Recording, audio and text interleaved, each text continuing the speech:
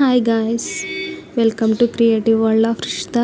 ఇవాళ నేను మీకు పుల్లగా, కారంగా, ఘాటుగా ఆల్ టుగెదర్ అద్భుతమైన మామిడికాయ చికెన్ రెసిపీ చెప్తాను. చాలా ఈజీ రెసిపీ ఇది. పెద్దగా మనం బయటకు వెళ్ళి తెచ్చుకునే ఇంగ్రీడియంట్స్ ఏం లేవు.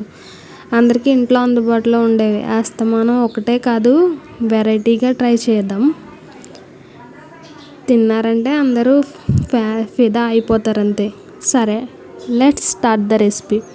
ముందుగా ప్యాన్లో 1 టేబుల్ స్పూన్ ధనియాలు, 4-5 లవంగాలు, 1/2 స్పూన్ మిరియాలు, 1/2 టీ స్పూన్ జీలకర్ర, అంగుళం దాల్చిన చెక్క, 4 ఎండుమిర్చి వేసి సన్నని సెగ మీద మసాలాలు మంచి సువాసన వచ్చేంత వరకు వేయించండి.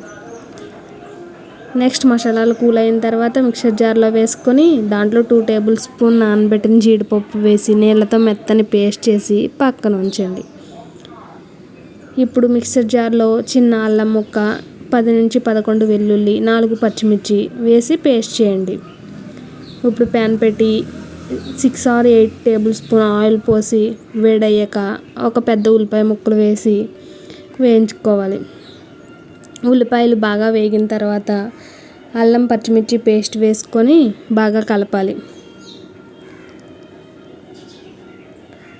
ఉల్లిపాయలు మాత్రం బాగా ఎర్రగా వేగిన తర్వాత గోల్డెన్ కలర్ వచ్చిన తర్వాత 1/2 కిలో చికెన్ వేసి హై ఫ్లేమ్ మీద ముందు చికెన్ ఎర్రబడేంత వరకు వేపాలి. లో ఫ్లేమ్ మాత్రం పెట్టకండి. చికెన్ వేగి ఎర్రగా అయిన తర్వాత కొంచెం పసుపు వేసుకోవాలి. లో ఫ్లేమ్ పెడితే జ్యూసీగా అయిపోతుంది, ముక్క అంత సాఫ్ట్గా ఉండదు. అంత ఎర్రగా అయిన తర్వాత ఒక 1/2 స్పూన్ కారం వేసి కొద్దిగా వాటర్ వేసి కలపాలి. కారం వేగిన తర్వాత గ్రైండ్ చేసి పెట్టుకున్న కాజు మసాలా పేస్ట్ ఉంది కదా, అది వేసి ఇంకా ఇందులో 1.5 కప్ వేడివేడి వాటర్ పోసి మూత పెట్టాలి. మధ్య మధ్యలో కలుపుతూ ఉండాలి. Chicken 80% cook అవ్వనివ్వాలి. 1/2 నుంచి 1/2 కప్ మ్యాంగో వేసుకోవాలి. మామిడికాయ పులుపుని బట్టి అడ్జస్ట్ చేసుకోవాలి. బాగా పుల్లగా ఉంటే 1/2 కప్ సరిపోతుంది. ఇది పులుపు తినేవారిని బట్టి అడ్జస్ట్ చేసుకోవాలి.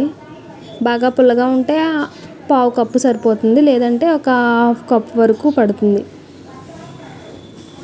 మామిడికాయ మెత్తబడిన తర్వాత స్టవ్ ఆఫ్ చేసుకుని వేడి అన్నంలో ట్రై చేస్తే ఎంత బాగుంటుందో.